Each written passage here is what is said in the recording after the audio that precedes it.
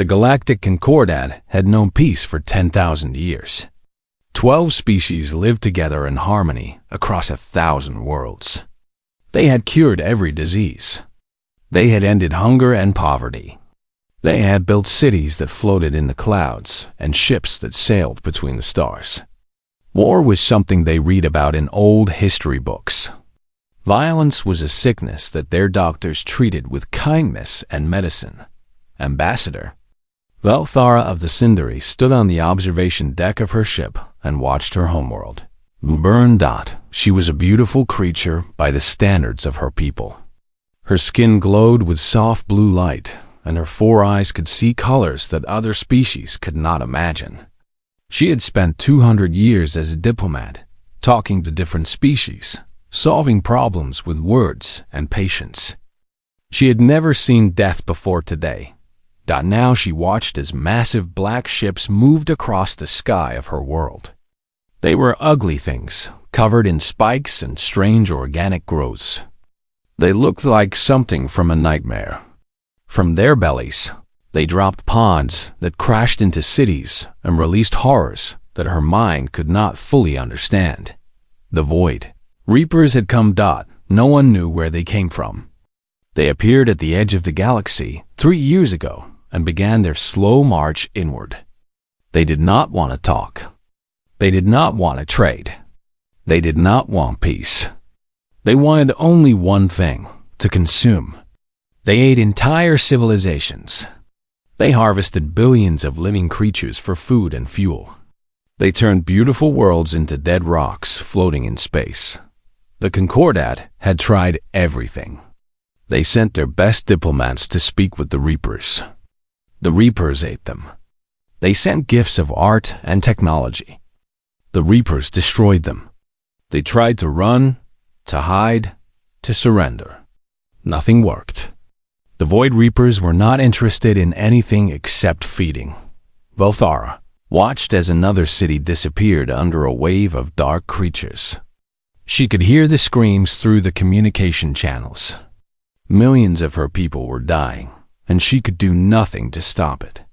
"Ambassador," said her assistant, a small furry creature named Tovik.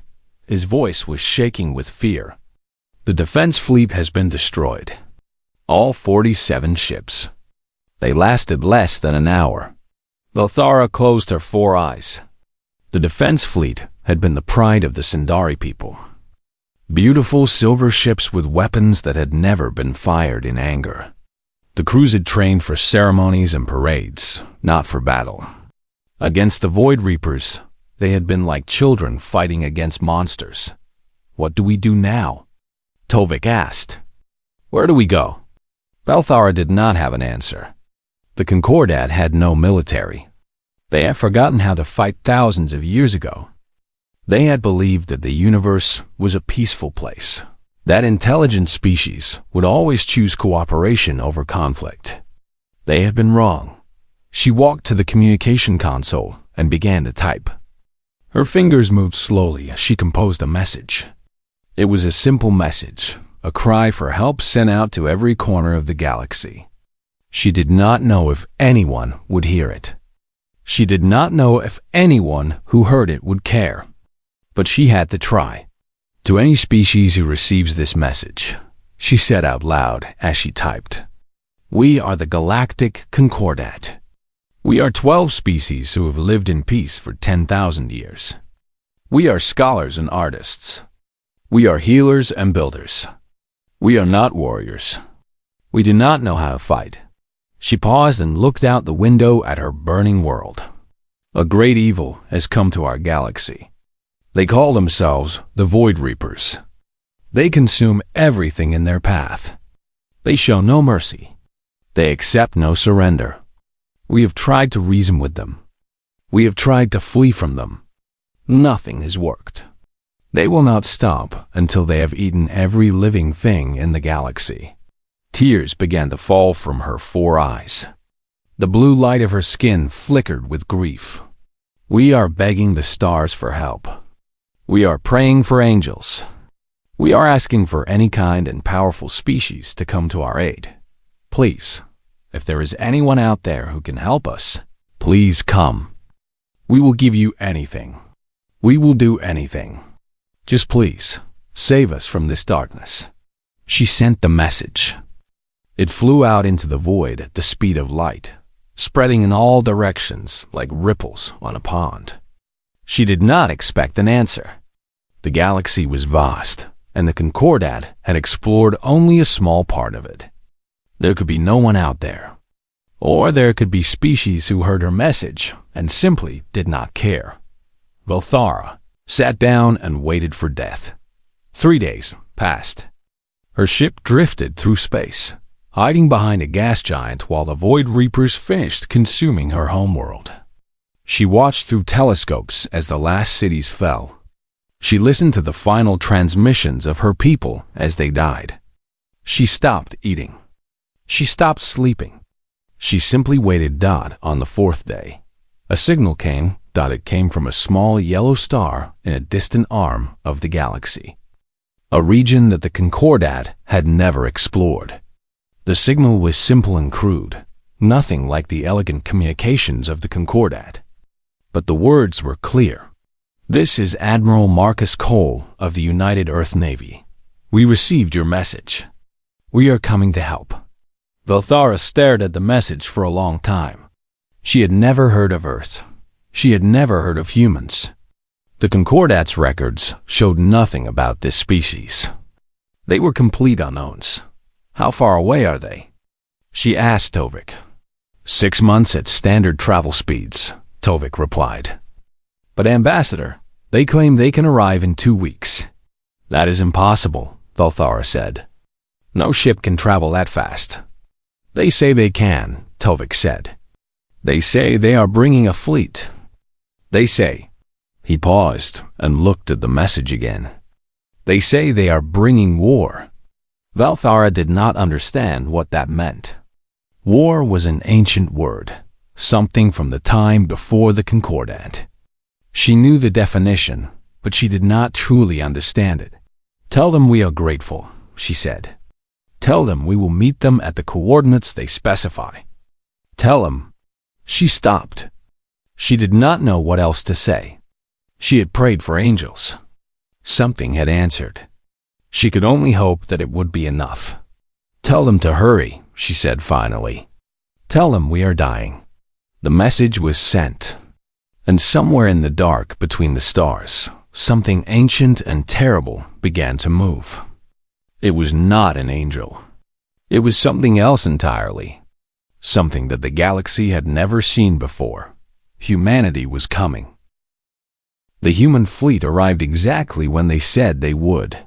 14 days after their first message, space itself seemed to tear open, and ships began to pour through. Ambassador Velthara had gathered the remaining leaders of the Concordat on a space station far from the fighting. They watched through the large windows as the human vessels emerged from their strange portals. What they saw made their hearts sink. They had hoped for beautiful ships of light and crystal. They had dreamed of graceful vessels piloted by wise and gentle beings. They had prayed for angels. What they got was something very different. The human ships were ugly. There was no other word for them. They were thick and heavy, covered in armor, plating and bristling with weapons. They had no elegance, no beauty. They looked like they had been built for one purpose only, to hurt things. The largest ship had the words, "When Retribution," painted on its side in harsh white letters. Other ships had names like Hellfire and Nitrogen Monoxide Mercy and Death's Hand. What kind of species names their ships such things? Whispered Counselor Iran of the Melodith. She was a tall, thin creature with silver skin and large black eyes that were now filled with tears. "These are the names of nightmares." The human ships moved into formation around the station. They did not move gracefully like Concordat vessels. They moved with brutal efficiency, like predators circling prey. Every movement seemed to carry a threat. A communication request came through. Velthara accepted it with shaking hands. The face that appeared on the screen was not what she expected.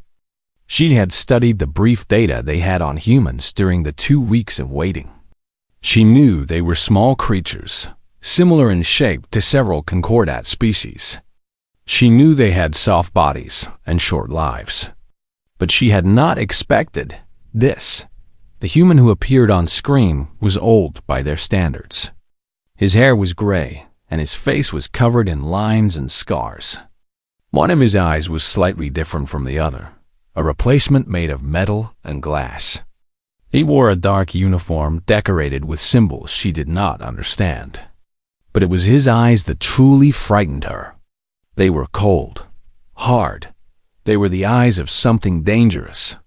"I am Admiral Marcus Cole," the human said. His voice was rough, like stones grinding together. "I command the Earth Expeditionary Fleet. 64 vessels, 40,000 personnel. We are here to help." Valthara tried to speak, but her voice failed her. Counselor Erin stepped forward instead. "We thank you for coming," Erin said. "We did not expect. We hoped for—" "You hoped for something else," Admiral Cole said. "It was not a question. You sent a message begging the stars for salvation. You expected glowing beings of pure light to descend and wave their hands and make everything better." He smiled, and the smile did not reach his cold eyes. "Sorry to disappoint you." The leaders of the Concordat exchanged worried glances. This was not what they wanted. This was not what they needed. They needed wise counselors who could find a peaceful solution. They needed healers who could somehow cure the Void Reapers of their hunger. They did not need— Whatever this was, Admiral Cole seemed to read their thoughts. "You're wondering if you made a mistake. You're looking at us and seeing small, weak creatures. You're seeing short-lived animals from an unimportant planet. You're thinking that we can't possibly save you." He leaned forward, and his cold eyes seemed to burn with sudden intensity. "Let me tell you something about humanity. We evolved on a world that tried to kill us every day. We survived ice ages and plagues and predators with teeth longer than our arms.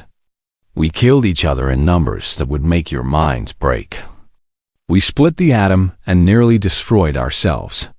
We have been fighting and killing since before we could write." The Concordat leaders shrank back from the screen. This was not a comforting speech. This was something else entirely. "You asked the stars for angels," Admiral Cole said quietly. "But angels show mercy. Angels forgive. Angels believe in redemption." He shook his head slowly. "The Void Reapers don't need forgiveness. They don't deserve mercy. They need to be stopped, permanently. And that requires something very different from angels." He pressed a button, and a holographic display appeared beside his image. It showed scenes from human history. Valthara watched in growing horror as images flashed past. Cities burning, armies marching, weapons that could destroy entire nations, millions of bodies lying in fields and streets, mushroom clouds rising over flattened cities, ships sinking into dark waters, soldiers fighting hand-to-hand with knives and bare fists. "This is what we are," Admiral Cole said. "This is what we have done to each other. For thousands of years, we have perfected the art of killing. We have made it into a science. We have made it into an industry." He paused. "Every species in the galaxy looked at the stars and dreamed of peace. We looked at the stars and dreamed of new enemies to conquer." Counselor Erin was crying openly now. "You are monsters," she said. "You are no better than the Void Reapers." Admiral Cole nodded slowly. "Maybe, but there is one important difference between us and the Reapers." He leaned forward again. "We can choose who we kill. We can choose to point our weapons at threats instead of innocents. We can choose to be your shield instead of your executioner." He stood up and straightened his uniform. "You didn't get angels," he said. "You got demons. Humanity is very good at being demons when we need to be. We have had thousands of years of practice." His cold eyes softened just slightly. "But we are demons who protect. We are monsters who fight for the weak. We are killers who save the innocent. Velthara finally found her voice. And what do you want in return? What is the price for your help? Admiral Cole was quiet for a long moment. When he spoke, his voice was different, softer, almost sad. We want to be better, he said. We have spent our entire history killing each other. We are tired of it. We want to prove that we can use our terrible gifts for something good. He looked at her with those cold eyes that now held a strange light. Let us be your demons. Let us do the terrible things that you cannot do. And maybe, at the end of it, we can finally believe that we are more than just killers. Velthara did not know how to respond. She had prayed for angels and received demons who wanted redemption. It was not what she expected. It was not what she wanted. But as she watched another world fall to the Void Reapers on a distant screen, she realized that it might be exactly what she needed. Very well, she said slowly. Show us what demons can do. Admiral Cole smiled his cold smile. With pleasure. The humans did not waste time. Within hours of arriving, they began to transform themselves into weapons of war. Ambassador Velthara was assigned to observe the human fleet and report back to the Concordat. She did not want this job. Every moment she spent with the humans filled her with a strange mix of fear and fascination. But someone had to understand these creatures, and she had already seen the worst. Or so, she thought. She was wrong. The first thing she noticed was how the humans talked about death. They joked about it. They laughed about it. Soldiers sat in the mess hall eating their meals and discussing the different ways they might die in the coming battle. They did not seem afraid. They seemed almost excited. Is this normal for your species? Velthara asked a young soldier named Sarah Chun. Sarah was small even by human standards, with dark hair and quick eyes. She carried a weapon almost as big as herself. Pretty much, Sarah said with a shrug. We all know we might die. Worrying about it doesn't help. So we make jokes instead. It keeps us from going crazy. But how can you fight knowing you will probably die? Sarah looked at her with an expression Velthara did not understand. Because if we don't fight, everyone dies. My family is back on Earth. My little brother is 6 years old. If the Reapers win, they'll eat him. Her eyes grew hard. I would die 1,000 times to prevent that. And so would every soldier on this ship. Velthara had no response to this. The concept was alien to her. Dying for others? Choosing death over surrender? Her species had abandoned such ideas long ago. They believed that all life was precious and should be preserved at any cost. But watching the humans prepare for war, she began to understand something. To humans, some things were more precious than their own. Lives, love, family, freedom. They would sacrifice themselves to protect. These things without hesitation. She continued her observations in the engineering sections. Here she found humans modifying their weapons. They were not satisfied with the terrible devices they had brought from Earth. They wanted them to be more terrible. Chief Engineer Rodriguez showed her a missile that had been modified with a Concordat power core. Your technology is beautiful, he said. Clean energy, perfectly efficient. But we can corrupt it. Make it unstable. He grinned. This one missile can now destroy a small moon. We call it the Planet Cracker. That is horrifying, Velthara said. Yes, Rodriguez agreed. That's the point. She watched as humans turned asteroids into weapons. They captured rocks floating in space and attached engines to them. Simple, brutal. When launched at a target, these rocks would hit with the force of nuclear bombs. They called this tactic throwing stones. It is how our ancestors fought, Admiral Cole explained when she asked. Before we had technology, we threw rocks at our enemies. We have better technology now, but the basic idea is the same. hit them with something heavy until they stopped moving. The humans also brought things called diseases, tiny living organisms that could enter a body and destroy it from within. The Concordat had eliminated all diseases from their worlds thousands of years ago. The humans had kept theirs. They had studied them, modified them, made them into weapons. "We will not use these on the Reapers directly," said Dr. Elizabeth Moore, a small woman with gray hair and cold eyes that matched the Admiral's. "Their biology is too different, but we can use them on the worlds they have taken, on the food sources they depend on. We can starve them slowly while we destroy them quickly." Velthara felt sick. "You would poison entire worlds?" "If necessary," Dr. Moore said. "If it saves the galaxy, yes. We would poison 100 worlds." The thing that disturbed Velthara most was something the humans called total war. Admiral Cole explained it to her one evening in his quarters. "In the old days, wars had rules," he said. "Soldiers fought soldiers. Civilians were left alone. There were limits to what you could do." He poured himself a glass of brown liquid and drank it in one swallow. "Total war has no rules. You attack everything. Soldiers, civilians, cities, farms, factories, supply lines. You don't just defeat the enemy army. You destroy the enemy's ability to fight, their ability to eat, their ability to hope. That is evil," Velthara said. "Yes," Admiral Cole agreed. "It is, but it works. And against an enemy like the Reapers, who show no mercy and accept no surrender, it is the only thing that works." He looked at her with his cold eyes. "You fight to survive. We fight to end the war, forever, so that no one ever has to fight it again." She attended a briefing where the humans discussed their battle plans. They spoke casually about destroying entire fleets, about killing millions of Reapers, about sacrifice and acceptable losses. A captain named Wong volunteered her ship for a suicide mission without hesitation.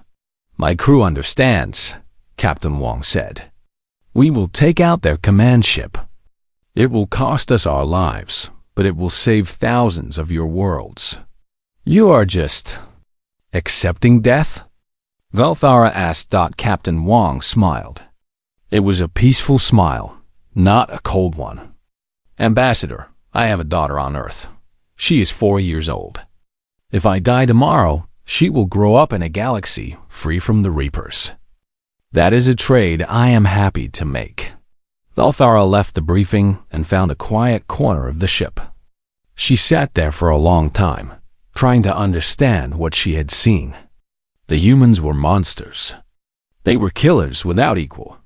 They had perfected the art of destruction in ways that made her soul cry out in horror. But they were also something else. They were parents who loved their children. They were friends who told jokes to keep the darkness away. They were soldiers who would die for strangers they had never met. They were demons, yes, but they were demons who had chosen to fight for angels. She sent her report to the Concordat. She told them everything she had seen. At the end, she added a personal note. "I do not understand the humans," she wrote. "I do not know if they are good or evil. Perhaps they are both. But I know one thing for certain. The Void Reapers have been destroying civilizations for centuries. No one has ever stopped them. No one has ever made them afraid." She paused and looked out the window at the human fleet, dark and deadly against the stars. "The humans are going to make them afraid, and I believe they are going to win. May the stars have mercy on us all." The Battle of Sindari Prime began at dawn. 12 Void Reaper hive ships descended from the darkness of space.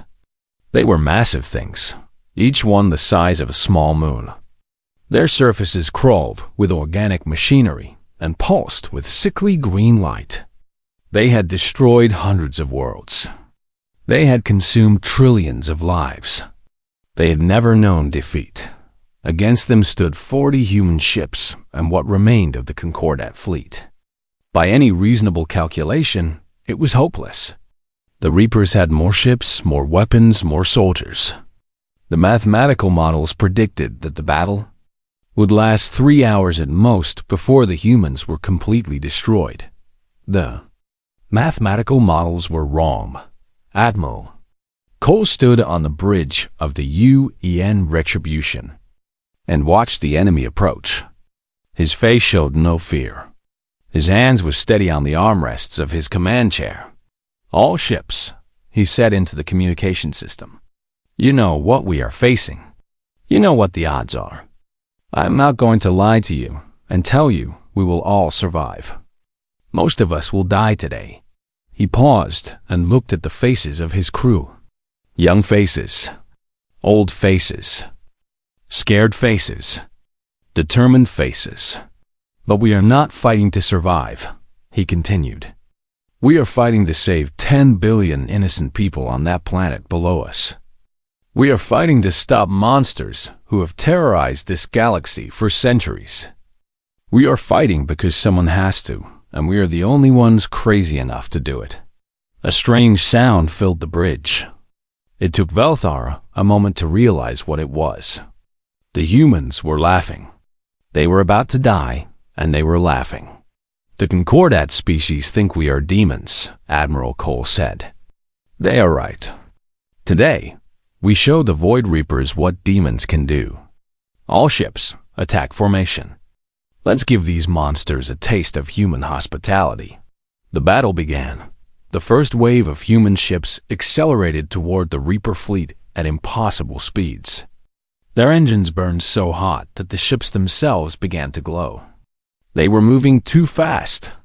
The G-forces inside would be killing the crews. But the ships kept coming. "What are they doing?" Velthara asked. "They are killing themselves." "No," said a human officer standing nearby. His name was Lieutenant Park, and his eyes were wet with tears. "They are making sure they hit their targets. At that speed, even if the Reapers destroy them, the debris will still cause massive damage." The first human ship slammed into a hive ship. The explosion was visible from across the solar system. When the light faded, there was a hole in the hive ship big enough to fly a city through. The hive ship was still moving, still fighting, but it was hurt. For the first time in its existence, it was truly hurt. More human ships followed. Some were destroyed before they reached their targets. Others made it through and delivered their payloads: missiles, nuclear weapons, the planet cracker that Rodriguez had shown her. The hive ships began to burn, but the Reapers fought back. Their weapons tore through human shields like paper. Ships exploded. Thousands of humans died in seconds. The Retribution shook as enemy fire struck its armor. "Hull breach on decks 7 through 12, someone reported. "We have lost 200 crew members." "Continue attack," Admiral Cole said. His voice did not waver. "Launch the boarding parties." This was the part of the plan that Velthara did not understand. The humans were going to board the hive ships. They were going to fight the Reapers face to face inside their own vessels. It was insane. The Reapers were twice the size of humans, with claws that could cut through metal and jaws that could crush bone. But the humans went. Anyway, Velthara watched the camera feeds from the boarding parties.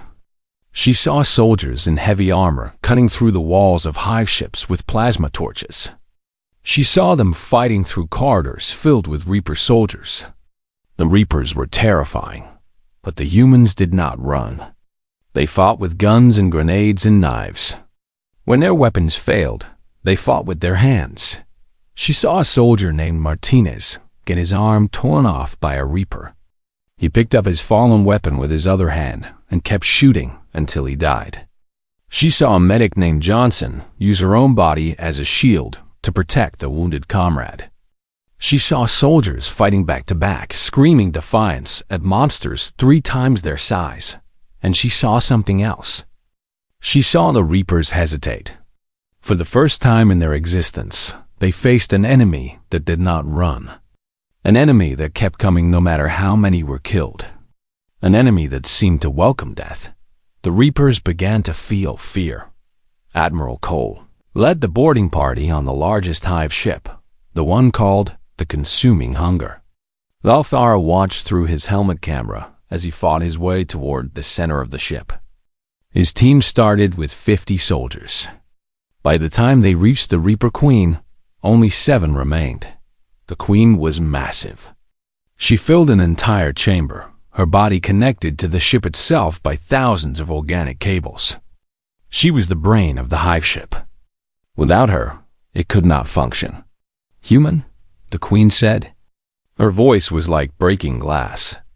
"You cannot win. We have consumed civilizations beyond counting. We have existed for 1,000,000 years. You are nothing. Insects. Food." Admiral Cole looked up at the massive creature. He was bleeding from a dozen wounds. His armor was cracked and broken. He should have been dead 3 times over. But he was still standing. "You're right," he said. "We are small. We are weak. We live for just a moment compared to you." He raised his weapon. "But we have something you don't understand. Something you could never understand." "And what is that, insect?" Admiral Cole smiled. It was not a cold smile this time. It was something else. Something almost peaceful. "We have people we love," he said. "And there is nothing in this universe more dangerous than a human protecting what they love." He fired. The weapon he held was not a normal gun. It was a device that Dr. Moore had created. A biological weapon designed specifically for Reaper physiology. It entered the Queen's body and began to destroy her from within. The Queen screamed. The entire hive ship screamed with her. "All ships," Admiral Cole said into his communicator, his voice calm as the world fell apart around him. "The Consuming Hunger is down. Push forward. Do not stop. Do not retreat. Today, we show the galaxy what happens when you threaten humanity's friends." The battle raged for 12 more hours. 8 of the 12 hive ships were destroyed. The remaining 4 tried to flee.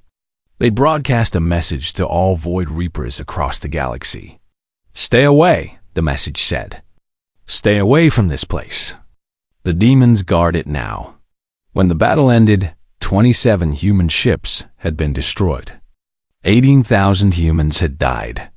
But Sindari Prime was saved. 10 billion lives had been protected. And for the first time in 1,000,000 years, the Void Reapers ran from a fight.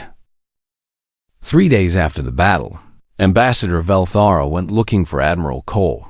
She found him alone on an observation deck at the back of the Retribution. The ship was damaged badly. Whole sections had been sealed off because they were open to space. The corridors were filled with the smell of smoke and blood. Medical teams were still finding bodies in the wreckage. Cole stood at the window, staring out at the stars. He was not wearing his uniform. Instead, he wore simple clothes that made him look smaller, older, more fragile. Velthara approached slowly. She had come to thank him. She had prepared a speech about how the Concordat would forever honor the sacrifice of humanity. She had practiced the words 100 times, but when she got close enough to see his face, all the words died in her throat. Admiral Marcus Cole was crying. It was not dramatic crying. There were no sounds, no shaking shoulders, just tears running silently down his scarred face as he stared at the stars. His hands, those hands that had torn out a Reaper Queen's neural core, were trembling. "Admiral?" Velthara said softly. He did not turn around. "I always tremble," he said. His voice was quiet and tired. "After the fighting stops, when the demons go back in their cages." Velthara moved to stand beside him. Through the window, she could see the remains of the battlefield. Wreckage floated everywhere. Human ships, Reaper ships, bodies, so many bodies. "You saved us," she said. You saved 10 billion lives. You should be celebrating. Cole laughed. It was a hollow sound, nothing like the cold confidence he had shown before. Celebrating, he repeated. Yes, I suppose that's what heroes do, isn't it? He finally turned to look at her, and she saw something in his eyes that she had not seen before. Pain. Deep, old pain. Do you know how many people I have killed, Ambassador? Not just in this battle. In my whole life. Balthara did not answer. I don't know either, Cole said. I stopped counting years ago. Thousands, maybe tens of thousands. Reapers, other humans. It doesn't matter. Each one of them was alive until I killed them. He looked down at his trembling hands. These hands have caused so much death, so much suffering. And the worst part is, I'm good at it. I'm very good at it. He turned back to the window. You think we're monsters, he said. You're people. The whole Concordat. You look at us and see killers. Demons. You're not wrong. He paused. But we didn't choose to be this way. Evolution made us predators. Our planet tried to kill us every day, and we killed it back. Our history is written in blood because that was the only way to survive. Balthara reached out slowly and placed her hand on his arm. Her skin glowed soft blue against his scarred flesh. But you saved us, she said again. You could have ignored our message. You could have stayed safe on your Earth and let the Reapers consume us all. Instead, you came. You fought. You died. 18,000 of your people gave their lives for strangers they had never met. Cole was quiet for a long moment. Do you know why we really came? He asked. It wasn't for glory. It wasn't for payment. It wasn't even because it was the right thing to do. Then why? He turned to face her fully. His eyes were still wet, but there was something else in them now.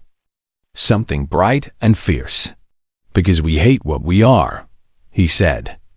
Every human carries two things inside them. The capacity for incredible love, and the capacity for terrible violence. We spend our whole lives trying to be better, trying to be kind, trying to build things instead of destroying them. But the violence is always there, waiting, hungry. He took a deep breath.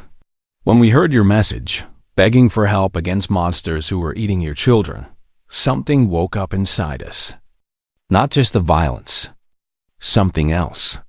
The need to protect. To stand between the innocent and the things that want to hurt them.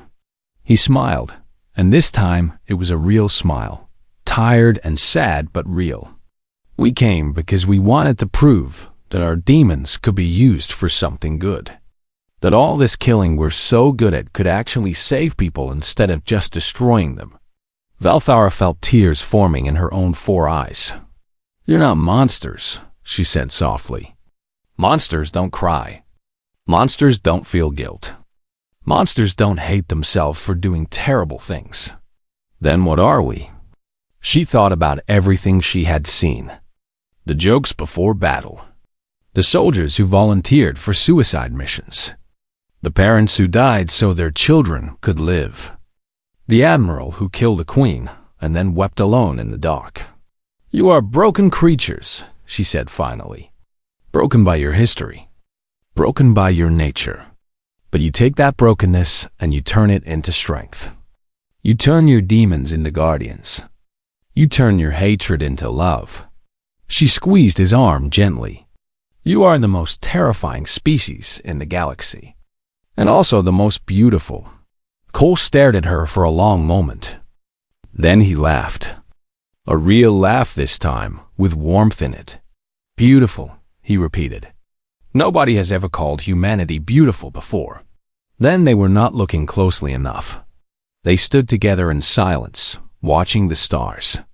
After a while, Cole spoke again. What happens now? The Reapers are still out there. They'll come back eventually. Then we will call you again, Balthara said. And you will come again. Because that is what you do. And after? When the Reapers are finally gone? Valthara considered the question. Then, perhaps we can help you in return. We have 10,000 years of peace to teach you. We have medicine and art and philosophy. We know how to live without violence. She looked at him with her 4 eyes, glowing soft blue in the darkness. Perhaps we can help you cage your demons for good.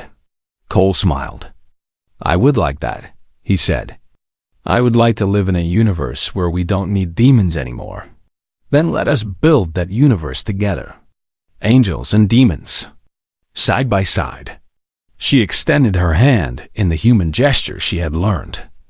Cole looked at it for a moment, then took it in his own. His grip was firm but gentle behind them.